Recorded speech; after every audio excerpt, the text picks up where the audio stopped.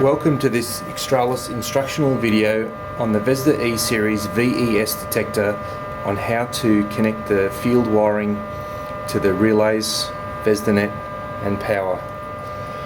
So shown here on the left hand side of the detector is the termination card. At the moment we've got a USB plugged into the USB port for VSC.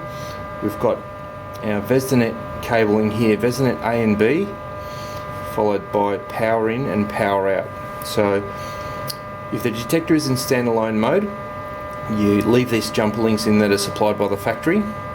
If there is VESDA-net on site, however, you would wire from port B of the previous detector into port A here and out from port B to the next detector into its port A. We've also got our power figure 8 cable coming in, and if we wanted to power another detector we could daisy chain out of that back to the next detector. I've got two terminal blocks pre-wired in this termination card at the moment, and these are the two familiar relays that we have with VESDA.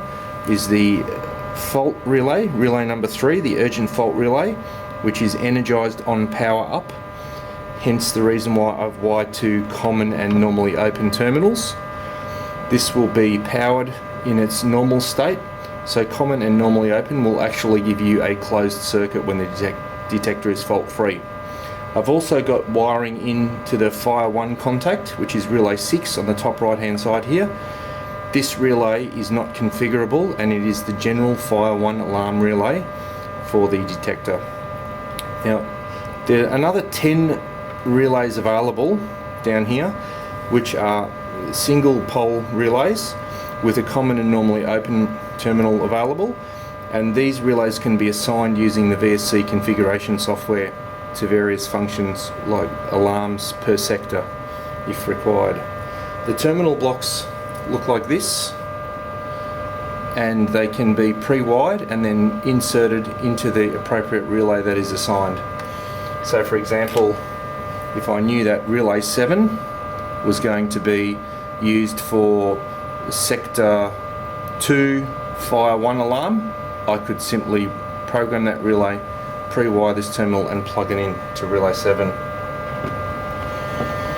and that relay is now connected and configured. I also have two general purpose inputs, one here and one here. One is monitored and requires a resistor to be seen in a normal state, and the other one is unmonitored, which just requires the presence of a open or closed contact. And this concludes the instructional video on how to wire up a VESDA VES.